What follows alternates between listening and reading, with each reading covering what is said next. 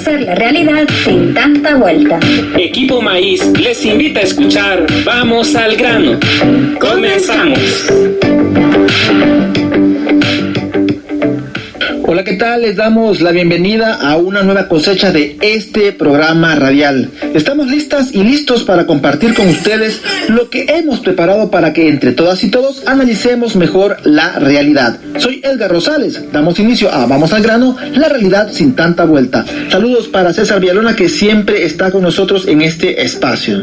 Muy buenos días. Un saludo a toda la audiencia de Vamos al grano. Gracias por ese saludo a la audiencia, César. Hoy vamos a conversar con el compañero sobre cómo el gobierno comete ilegalidades apoyándose en los militares.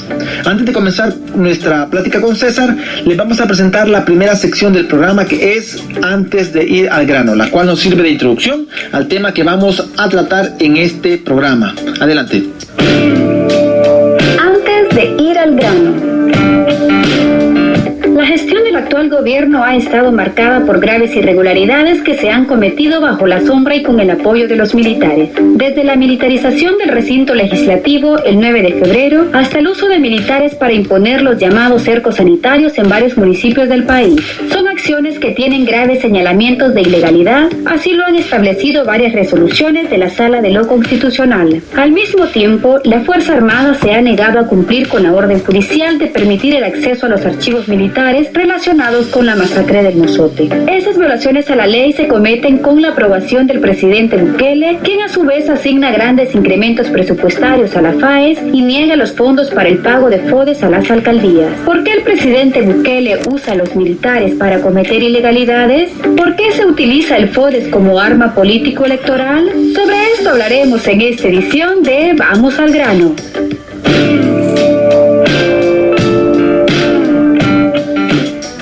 Después de este segmento, vamos con la primera pregunta para César. A ver, para empezar, César, esta charla, explícanos cuáles son las ilegalidades que ha cometido el gobierno del presidente Bukele con el apoyo de los militares. Desde que inició su mandato, Nayib Bukele ha mostrado una actitud militarista, en el sentido de intentar involucrar a las Fuerzas Armadas en acciones ilegales promovidas por él, promovidas y ejecutadas, llevadas a cabo. La Fuerza Armada debe ser obediente al poder civil. Eso establece la Constitución y todo el mundo está de acuerdo con eso. Sin embargo, los militares no tienen que desarrollar acciones, aunque se lo exige el presidente de la República, que violen el marco legal. El ministro de Defensa, por ejemplo, puede decirle al presidente de la República, cuando éste le da una orden que viola la Constitución de la República, puede decirle que esa orden es equivocada. No es insubordinarse y derrocar al presidente, por eso, sino que esa orden es equivocada. Y si el presidente la mantiene, bueno, el ministro puede renunciar a su cargo y decir nombre a otra persona que esté de acuerdo con usted en que la Fuerza Armada viole la Constitución. Yo no lo hago. Y que lo denuncie públicamente. Ese debe ser el procedimiento, porque el ministro de Defensa es un funcionario público que tiene un cargo político. O sea, ser ministro no es solo un cargo técnico, sino también político. Es una persona deliberante. Pero aquí la Fuerza Armada ha estado acompañando al presidente en acciones ilegales. No por la lógica del sometimiento al poder civil, sino porque los mandos militares, sobre todo el ministro, porque es muy difícil hablar del resto, le llama la atención también el silencio de los demás. Acompaña al presidente y hasta justifica sus acciones, como lo hizo en la Asamblea Legislativa, cuando fue interpelado por el golpe de Estado del 9 de febrero. El hecho tal vez más notorio, más alarmante de violación al marco constitucional por parte de las Fuerzas Armadas y también de la policía en este caso, y obviamente el presidente de la República, que es el jefe del ministro de Defensa y del ministro de Seguridad Pública, y también nombra el jefe de la policía. Lo primero que hizo Bukele, me refiero al año pasado, 2019, fue presentar un presupuesto para el año 2020, donde le aumentaba $87 millones al Ministerio de Defensa. Una cifra alarmante para el tamaño de la economía salvadoreña, para las necesidades de las Fuerzas Armadas y además un incremento que en términos porcentuales es increíble. Estamos hablando de 60% de aumento. No es posible que a las Fuerzas Armadas se le aumente el presupuesto en un 60%. ¿Qué necesidades tenían las Fuerzas Armadas de un aumento de ese tipo? Desde que terminó la guerra en el año 1992, el presupuesto de las Fuerzas Armadas comenzó a disminuir. Y luego en los últimos años subió un poco porque las Fuerzas Armadas también tienen necesidades de pago de pensiones y otras necesidades de modernización. Obviamente no es la misma Fuerza Armada del año 1992, de renovación de flota, los propios armamentos, etcétera. No es un cuerpo que se haya expandido desde el punto de vista de los efectivos, de la cantidad de efectivos. La Fuerza Armada puede reducir a la mitad con los acuerdos de paz y mantiene un número de efectivos que no es alarmante. No es que haya proliferado la cantidad de militares, que haya aumentado excesivamente. Pero obviamente hay necesidades siempre de modernizarse. Todas las instituciones tienen que modernizarse. Entonces es lógico que pueda haber un incremento del presupuesto, incluso en términos del ministerio, no de la parte militar, modernizar el ministerio con computadoras, con equipos nuevos, etcétera. Entonces se puede entender un pequeño aumento de los fondos del presupuesto que van a la Fuerza Armada. Pero como el presupuesto aumentaba mucho más, cada vez el peso del presupuesto de la Fuerza Armada, del Ministerio de Defensa, era menor con respecto al presupuesto nacional. Pero de un momento a otro se dispara en 60%, 87 millones, justamente un presupuesto donde se le quitaron 7 millones de subsidio al gas y 13 millones a ANDA, y donde se cerraron una cantidad importante de programas sociales que beneficiaban a la población de menos recursos. Entonces, mientras el presidente recorta programas sociales y económicos que beneficiaban a los sectores de menos ingresos, mientras recortaba el subsidio al gas, y mientras hacía este recorte a la empresa de agua, incluso 33 millones le quitaron al primer nivel de protección de salud, disparaba el presupuesto militar. Eso llamó la atención porque no respondía a una necesidad real de la Fuerza Armada. Desde ahí comenzó a verse una tendencia del presidente a utilizar a este cuerpo militar. Eso no era gratuito. Eso significaba que iba a haber una serie de decisiones del presidente violatorias del marco legal y él necesitaba contar con el apoyo de los militares. Entonces, ¿qué sucedió más adelante?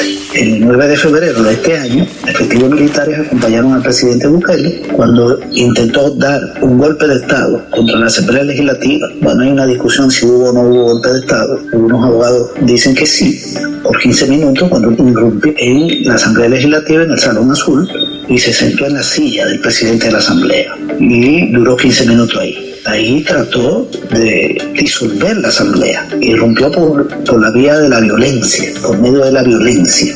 Él no fue invitado a una sesión de la Asamblea Legislativa. La Asamblea Legislativa no estaba sesionando. Eso fue, creo que domingo. Entonces entró acompañado de efectivos militares. Y el presidente tiene su batallón presidencial, que es el que lo acompaña.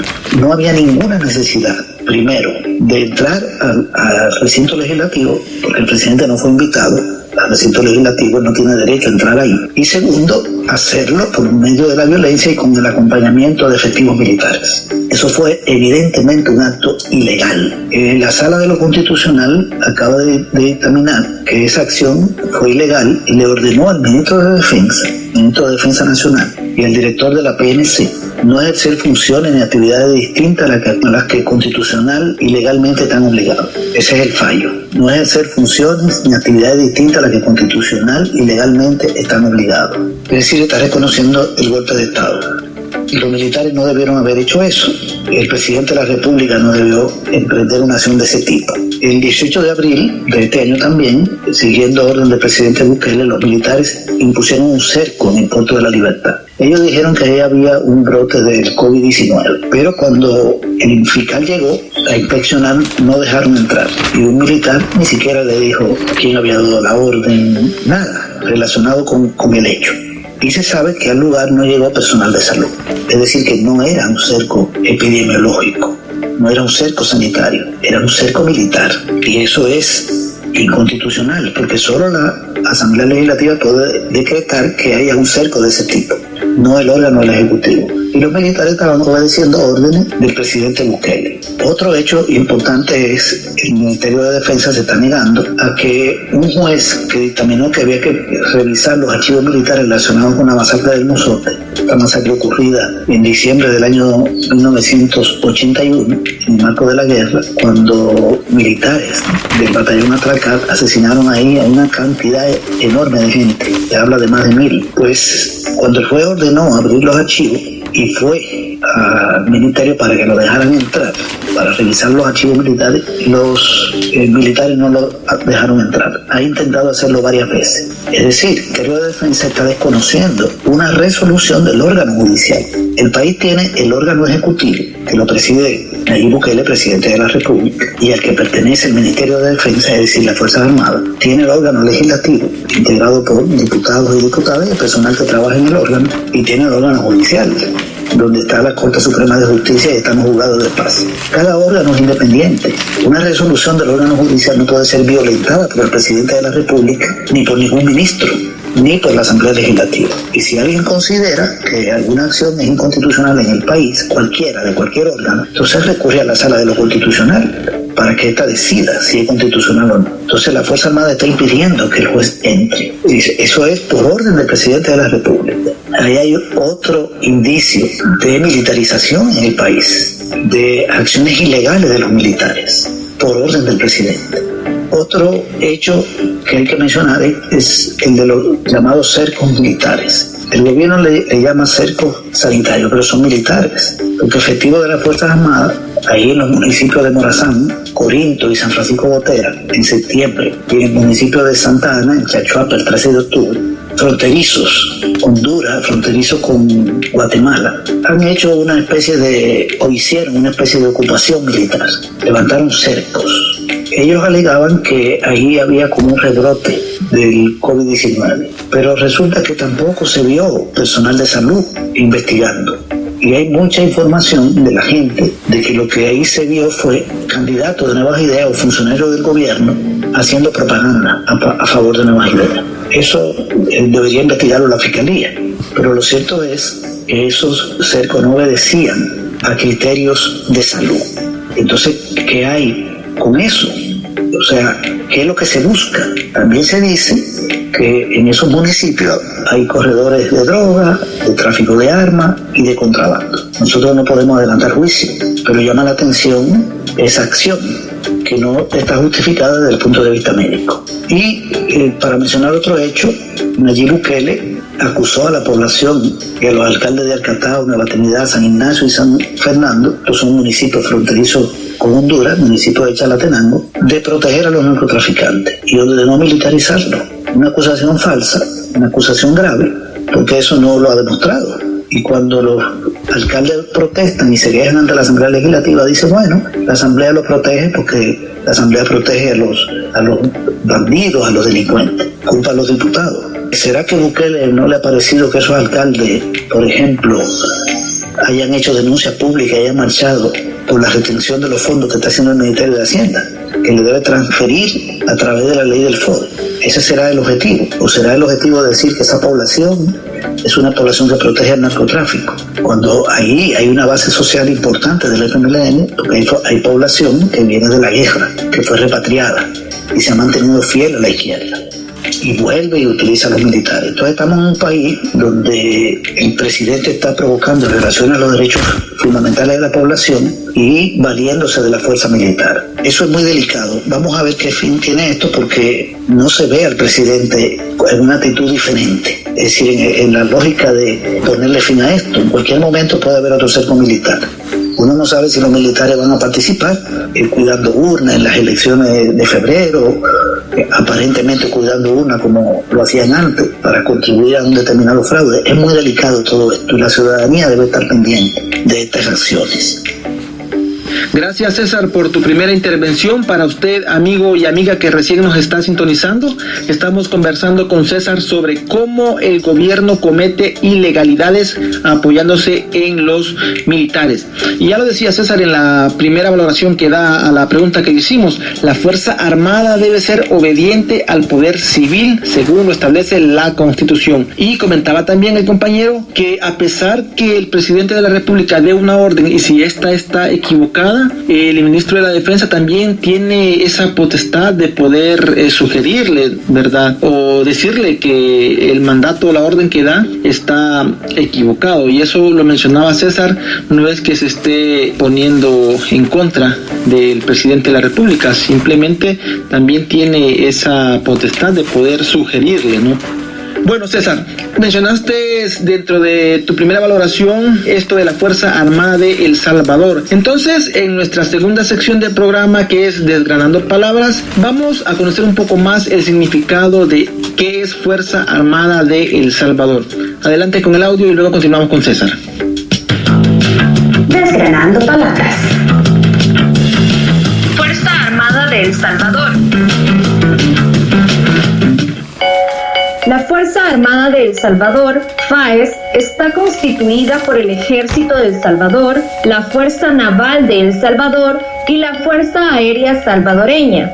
Durante la Guerra Civil Salvadoreña, la FAES llegó a tener hasta 65,000 efectivos. El informe de la Comisión de la Verdad registró 22,000 casos de graves violaciones entre ejecuciones extrajudiciales, desapariciones forzadas y torturas cometidas durante la Guerra Civil de la década del 80.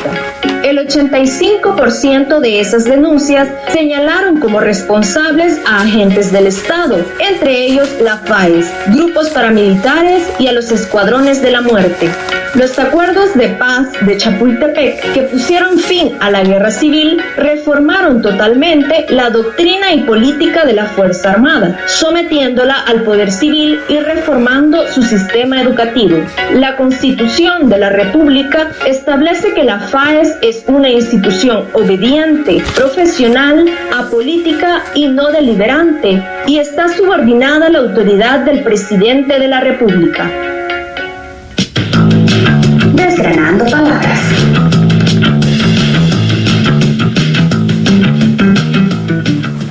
Continuamos con César desarrollando el tema de esta jornada y hoy quería preguntarle al compañero, ¿esas ilegalidades de las que nos has hablado contradicen la naturaleza de la Fuerza Armada de El Salvador? ¿Y a qué se debe que esa institución se preste a esas irregularidades?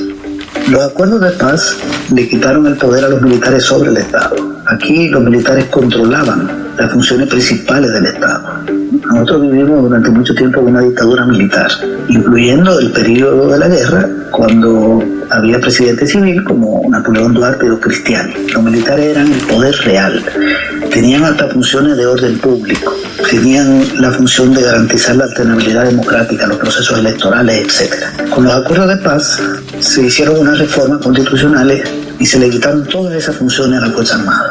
Surgió la Policía Nacional Civil, adscrita al Ministerio de Seguridad Pública. Y a la Fuerza Armada se le dejaron dos funciones, la defensa de la integridad territorial y de la soberanía nacional. Y se hicieron otros cambios. Se le quitaron los batallones élites que tenía, se disolvió la Policía Nacional, la Policía de Hacienda, la Guardia Nacional.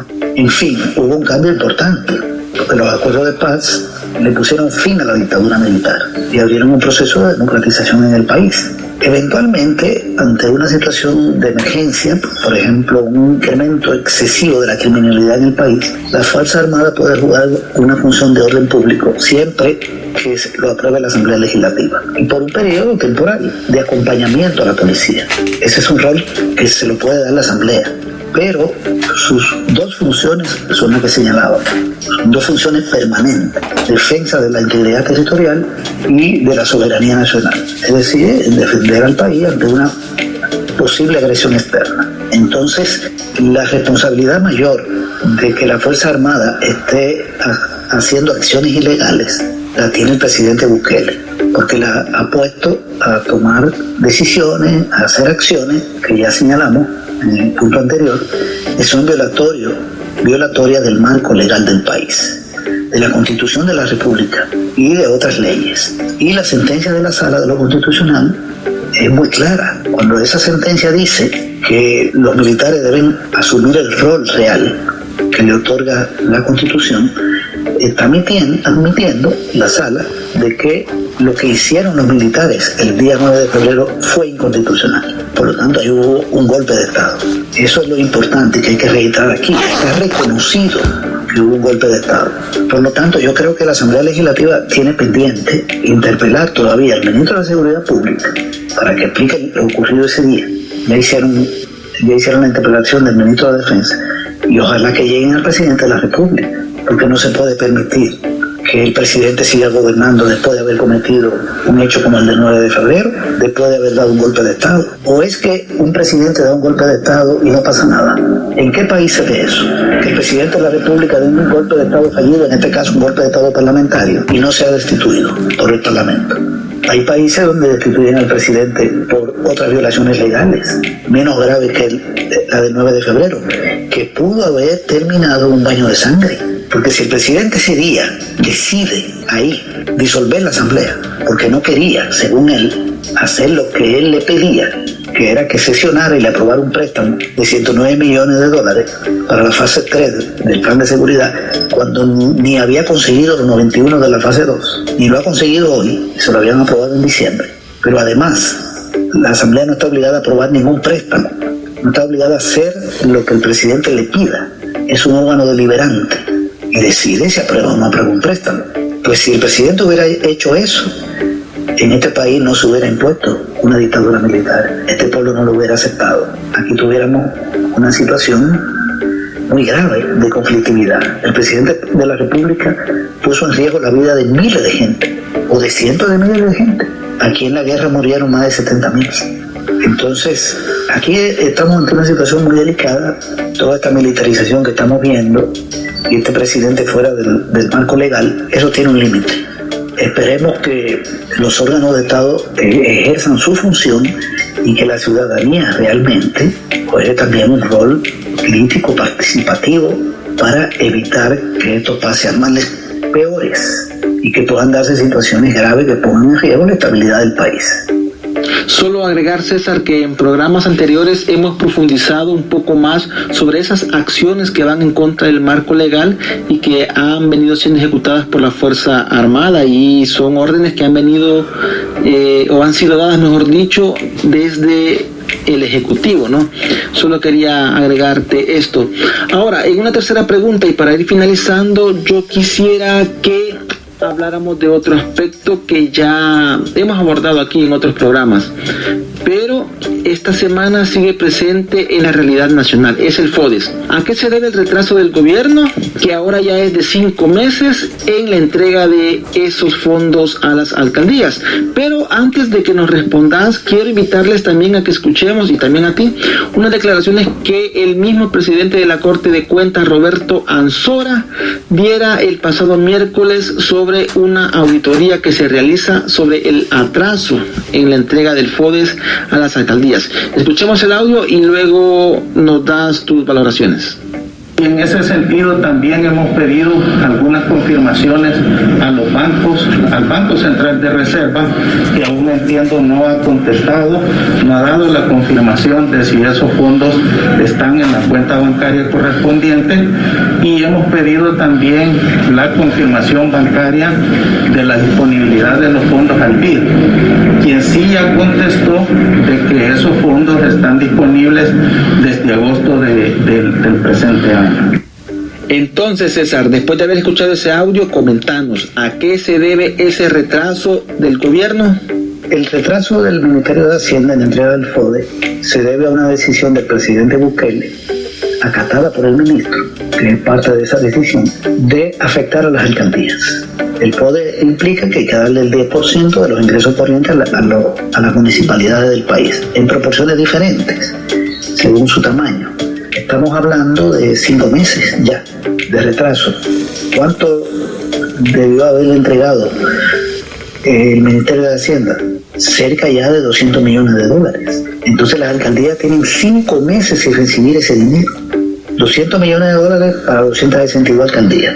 Una parte del FODE se utiliza para gasto corriente, 25%, es decir, para pagar salario. Y obviamente al no recibir esos recursos, no puede pagar el salario a todo el personal. Gasto corriente es salario y otros gastos de funcionamiento, pero el salario es un componente. Y también hay otra violación al decreto de asignación de los 197 millones de dólares del Banco Interamericano de Desarrollo, 75 de los cuales 75 millones son para las alcaldías y todos son para gasto corriente, que incluye el pago de salario. Ese dinero no lo transfieren. Entonces, están incurriendo en una ilegalidad. El presidente de la República decide por su cuenta no pasarle el dinero a las alcaldías. Le dice al ministro de Hacienda no lo pase. Pero entonces el presidente de la República está por encima de la ley, porque el FODE es una ley aprobada por el Congreso y también el presupuesto nacional del año 2020 concreta la ley del FODE, porque pone ahí ese 10%. Y lo otro es un decreto aprobado por la Asamblea Legislativa de traslado de 75 millones. Un decreto que salió en el diario oficial firmado por el presidente Bukele. Todo ese dinero está retenido. Entonces está claro, aquí lo que procede es un antejuicio al presidente de la República. Lo que sucede es que la Fiscalía General de la República es cómplice de todo esto. Y la derecha en la Asamblea Legislativa no tiene la valentía de enfrentar al presidente como debe ser. El grupo parlamentario del FMLN no es mayoría, son 23 diputados y diputadas. Si el resto de los diputados están ahí, bueno, salvo los que están con Bukele, que son serviles al presidente, pero otros que están ahí, que junto con los del FMLN pueden hacer mayoría calificada, deciden quitarle el foro al presidente y que se le abra un antejuicio, nosotros lo vamos a celebrar, porque eso es lo que procede. Aquí estamos de nuevo ante otra violación al marco legal del país. Está ahogando las alcaldías. ¿Cuál es el propósito? Que las alcaldías no puedan llevarle proyectos a las comunidades, que no se le pague el salario al personal y que la gente se moleste con el alcalde y con el consejo municipal o la alcaldesa y quienes integran los consejos municipales. Y en las elecciones voten por nuevas ideas. Ese es el propósito. Fíjate que las alcaldías de Ghana no protestan, ni la del PCN, porque son aliadas del presidente de la República. A lo mejor están recibiendo dinero por otro lado para funcionar, pero la mayoría de las alcaldías la gobierna Arena y la gobierna el FMLN. Hay algunas del PDC. Entonces es un golpe a las alcaldías con fines electorales. Es decir, el presidente de la República está haciendo campaña electoral en contra de los alcaldes, las alcaldesas, los consejos municipales, de los partidos de oposición. Ese es el propósito del presidente de la República. E incurre en una violación de varias leyes. La del FODE, la del presupuesto. Y también acepta que el ministro viola el decreto que el mismo presidente firmó de asignación de los 75 millones. Estamos ante un juego. Entonces ya tenemos aquí una situación difícil en la alcaldía de San Salvador, no sabemos en qué va a parar, pero en medio de una crisis sanitaria ahora no viene una pandemia de otro tipo, porque viene toda una problemática de salud. Por lo menos en San Salvador ya se está viendo, ahí pueden haber brotes de enfermedades de todo tipo, con esos promontorios de basura que se están generando. La responsabilidad principal de todo esto es del presidente de la República. Y volvemos a lo mismo, es un presidente que está gobernando fuera del marco legal. César Villalona, no me queda más que agradecerte por las valoraciones que nos das referente a este tema, valoraciones que le das también a la gente que nos escucha a través de este espacio y a través de esta y otras radios que se encargan de reproducirlo en el transcurso de la semana. Quiero invitarles también a que apoyen y sean parte de la campaña comunicacional Enfrentemos el COVID-19 con cuidados y lucha. La siguiente cápsula nos explica un poco más de qué se trata esa campaña. Escuchemos. ¿Tenemos dudas sobre el COVID-19? ¿Realmente el COVID-19 es una enfermedad imposible de controlar? ¿No deberíamos reunirnos y organizarnos para cuidarnos mejor ante el virus? El gobierno está salvando vidas o anda ya en campaña electoral. Descubre las respuestas a estas y otras preguntas en la campaña Enfrentemos el COVID-19 con cuidados y lucha. Espérala muy pronto por esta emisora y busca más información en cuidadosylucha.com. Venzamos el virus del COVID-19, el individualismo y el engaño. Ahí teníamos nuestra cápsula número 2, de esta campaña Enfrentemos el COVID-19 con cuidados y lucha. Antes de finalizar, también quiero invitarles a que se suscriban a nuestro canal de YouTube, Asociación Equipo Maíz, donde pueden escuchar este y otros programas, y sobre todo también pueden dejarnos sus comentarios o sus preguntas. Soy Edgar Rosales y esto fue Vamos al Grano, la realidad sin tanta vuelta. Que tengan feliz día.